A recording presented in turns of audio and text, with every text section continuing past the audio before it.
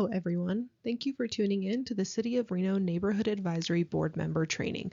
My name is Callie Shai, and I serve as the Agenda Coordinator in the City Manager's Office, working with the Agenda Management team on administration of the city's boards and commissions. I am also the staff liaison to all 6 neighborhood advisory boards and the Reno City Planning Commission. This training is specifically geared toward neighborhood advisory board members. If you are not a NAB member but want to learn more about them, you are welcome to watch. The goal of this training is to outline the scope and purpose of the NABs and provide members with useful tools to assist them in reviewing development projects. We'll start with the basics of being a NAB member, what you should know, and how to ensure you are prepared to serve your community. Next, I will provide an overview of development here at the City of Reno. Lastly, I will provide resources to help the NAB and members of the public find information related to development. First, if you haven't already, please check out the Board and Commission General Training found on the City of Reno Board and Commissions portal, located at reno.gov/boards. In this training, Agenda Manager Tyler Shaw provides the fundamentals of serving on a board, committee, or commission. We will begin with NAB member basics, breaking down what neighborhood advisory boards are and how they function. Next, you'll learn about meeting preparedness. And lastly, we'll talk about the structure of neighborhood advisory board meetings and what to expect. Neighborhood advisory boards were established by council resolution with one NAB representing each of the city's 6 wards. The city's current ward map is shown here. The Reno City Council created the NABs with the goal of involving the community in government decision-making to improve the quality of life here in Reno. In August of 2025, neighborhood advisory boards and other boards and commissions underwent a change with the passing of Resolution number 9417. With its passage, many advisory boards and commissions were re-established under a single resolution, allowing them to function under a consistent and efficient set of rules. The resolution adopted by Council provides that neighborhood advisory boards are to serve as ward-based forums for public comment and discussion on certain land development projects, as well as other community issues identified by the Council liaison to the board. NABs are intended to strengthen communication between the city and the community by gathering neighborhood-level feedback on development project impacts. They are advisory bodies only and do not take votes on development projects or recommend positions to the Planning Commission or City Council. While NABs are a valuable way to share neighborhood perspectives, they are designed to focus on issues that affect the broader ward community rather than individual household concerns. Staff are always happy to help direct residents to the most appropriate resource for individual constituent concerns. NABs remain a unique and important space for residents to share feedback on matters that impact the larger community. Now that you have a basic understanding of NABs, let's talk about how you can prepare for meetings. As a NAB member, it is important that you confirm your attendance for all meetings. You can confirm your attendance by accepting calendar invites you receive for each meeting or sending the staff liaison an email. Because calendar invitations are sent months in advance, it's important to update your RSVP or email if you're unable to attend a meeting for which you've already accepted the invitation. If you do not confirm your attendance, you will not be counted towards a quorum, so please be sure to notify the staff liaison anytime something changes. Additionally, you should always review the agenda in preparation for the meeting. Meeting agendas are posted at least 3 business days in advance on the meeting portal at reno.gov/meetings. Click on the HTML agenda to access the web version with attachments. Meeting preparedness is especially important for NABs held outside of Reno City Hall, as these meetings are capped at 2 hours from the start of the meeting to the time at which they must adjourn. Being prepared allows you to make sure you are making effective use of your time to stay within that 2-hour limit. The general structure for NAB meetings is as follows. The meeting begins with introductory or A items.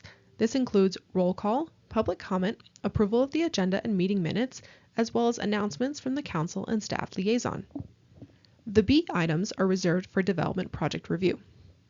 Following the B items are the C, business items, then Section D for any board member reports, announcements, and discussion of future agenda items. Following the D items is Item E, closing public comment, and finally Section F, adjournment. What you are seeing on your screen is the HTML agenda mentioned in the previous slide. To open attachments, click on any item with a paperclip icon. Click on the I icon to open the attachment in a new tab or on the cloud icon to download the attachment to your device. The development project items usually make up the main bulk of the NAB meetings. During this item, an applicant or their representative will give a presentation describing the project request, addressing general concerns, and providing other relevant information, including any history on the project. These presentations should be no longer than 10 minutes, after which the NAB and members of the public may ask questions and provide comments. Because NABs are not decision-making bodies, they do not take action or vote on development items. Project applicants are required to present the project only to the board NAB in which the project is located prior to the Planning Commission or City Council hearing. Projects do not have to attend multiple different NABs or the same NAB twice, even if a meeting is canceled. If a meeting is canceled due to a lack of quorum, any development projects which were scheduled for review that day automatically skip the NAB hearing requirement. For some project types, the applicant or their representative is required by Nevada revised statutes to hold a separate neighborhood meeting. The applicant or their representative cannot use the NAB in place of the neighborhood meeting requirement. As stated earlier in this training, a key purpose of the NABs is capturing neighborhood-level feedback on project impacts and documenting public concerns, and ensuring these concerns are submitted into the public record.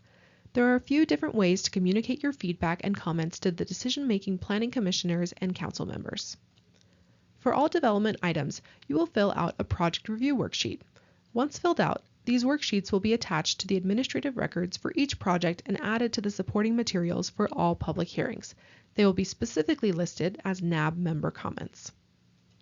Additionally, one NAB officer, either the chair, vice chair, or secretary, is tasked with summarizing community and board feedback and providing public comment, either in writing or verbally, at all future public hearings for the project. This ensures that the perspectives of the neighborhood are represented consistently throughout the review process.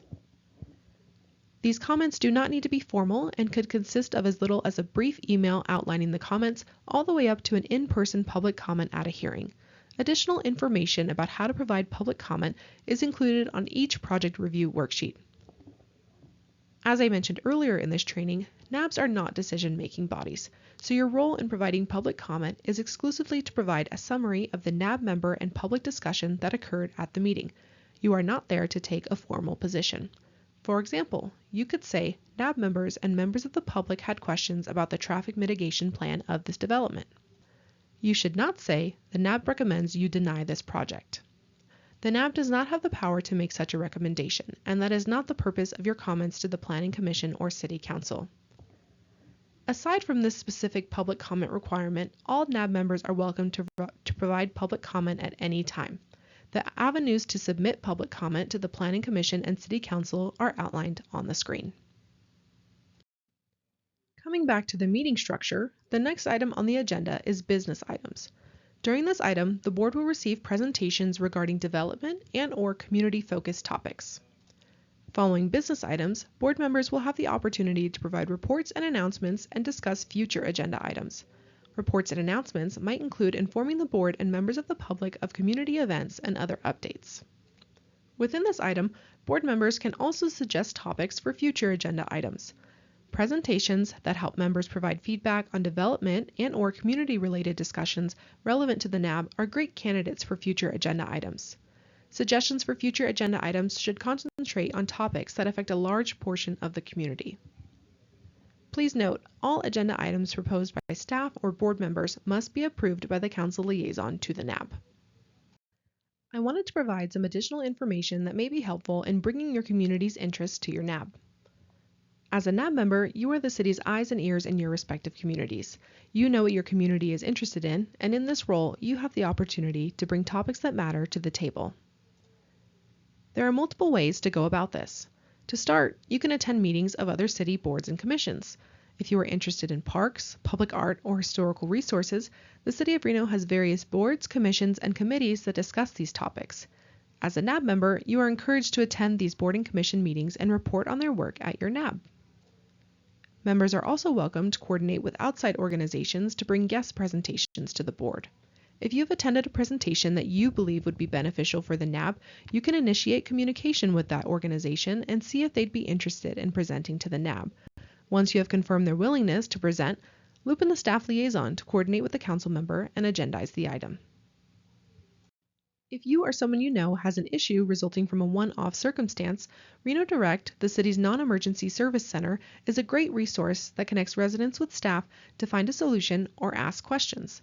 This might include reporting an abandoned vehicle or graffiti, or looking for general information. As community stewards, feel free to provide your neighbors with Reno Direct's contact information when the situation warrants it. Now that we've covered NAB member basics, let's explore the development review process here at the City of Reno.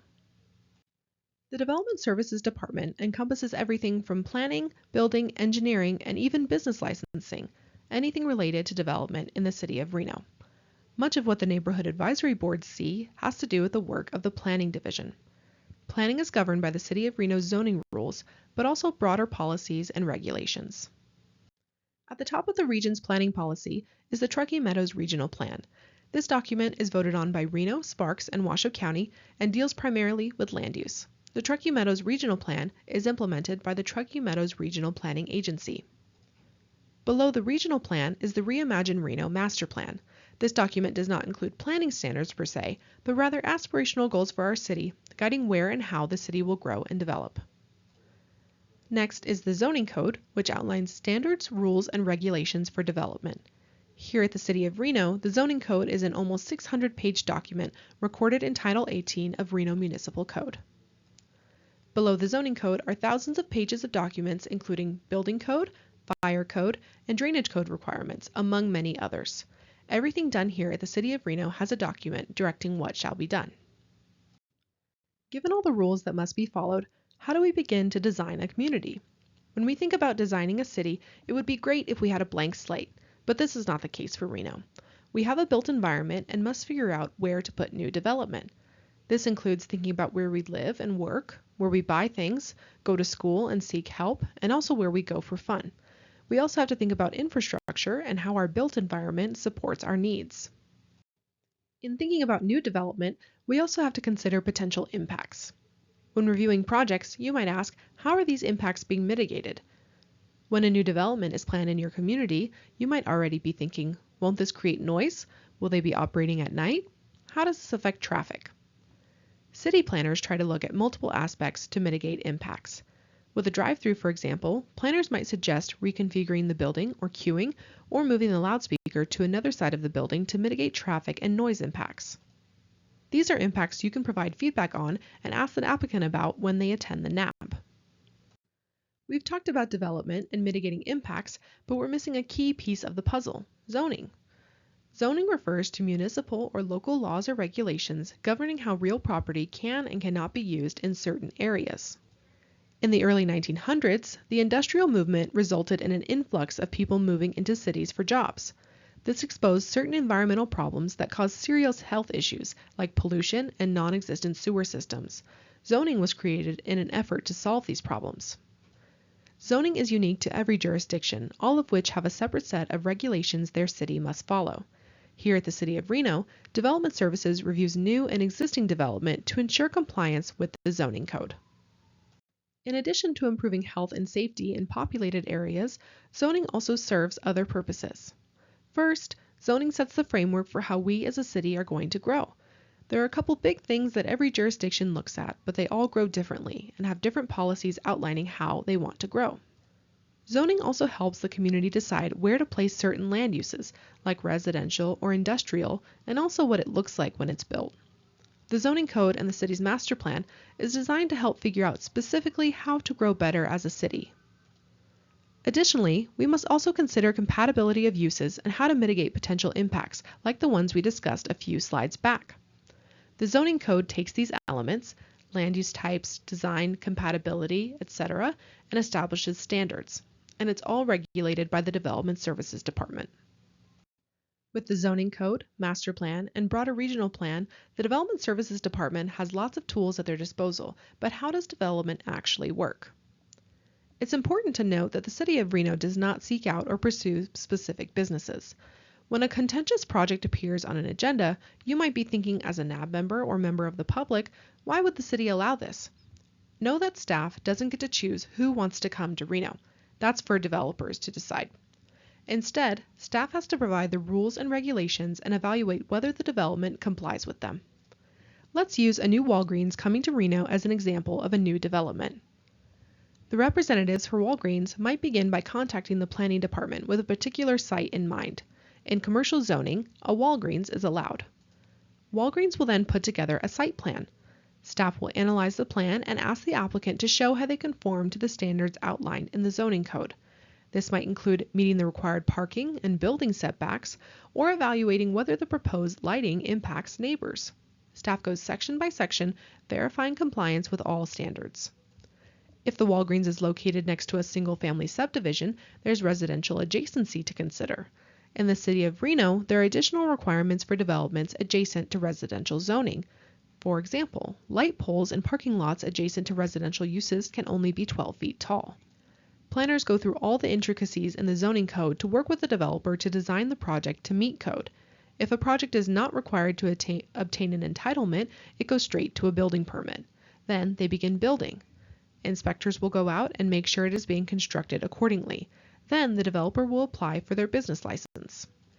If a project is required to obtain an entitlement, it will go through the public review process. It will then move forward to the building permit stage, then business licensing. Planning entitlements, or development permits, are required when the intended use or site improvements are identified as needing enhanced review.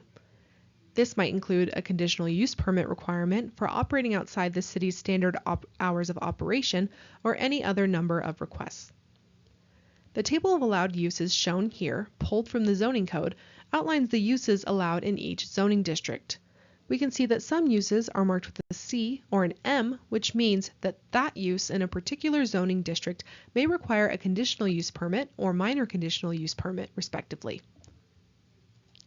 These planning entitlements are the projects you may see at your NAB. Let's take a closer look at what projects are scheduled for a NAB. A frequent question received is, why is there a new development being built that didn't go to a NAB? Remember that only certain development projects are required to attend a NAB. A lot of developments are allowed by right, meaning they go straight to a building permit, then construction, with no public review process. The city of Reno processes about 10,000 building permits a year, so it's not realistic for NABs to review building permits, especially for projects as trivial as water heaters or backyard gazebos. The projects that do come before the NAB include anything that goes before the Planning Commission or Reno City Council. The full list of specific project types required to present at a NAB are listed here with the green check mark. These project types are typically reviewed within 60 days or more and ultimately are heard by the Planning Commission, City Council, or both.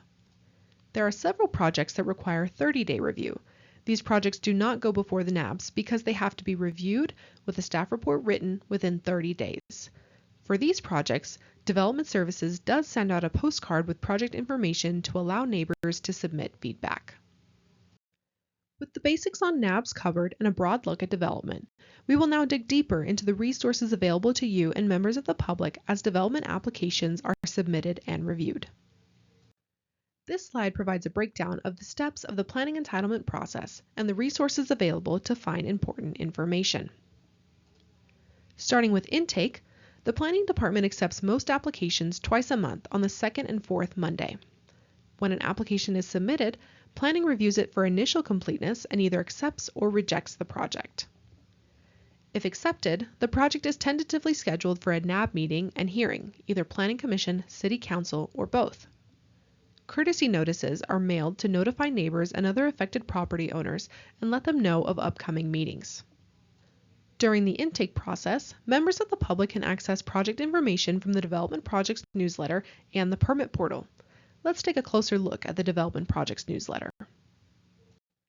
The Development Projects e-newsletter is sent after each intake to city departments, external agencies, and members of the public. It provides information on current development projects, including identifying information such as the case number and case name, property information, important meeting and decision dates, contact information, and a project description and map depicting the location of the project. It also includes a link to the application and a link to provide early comments or feedback.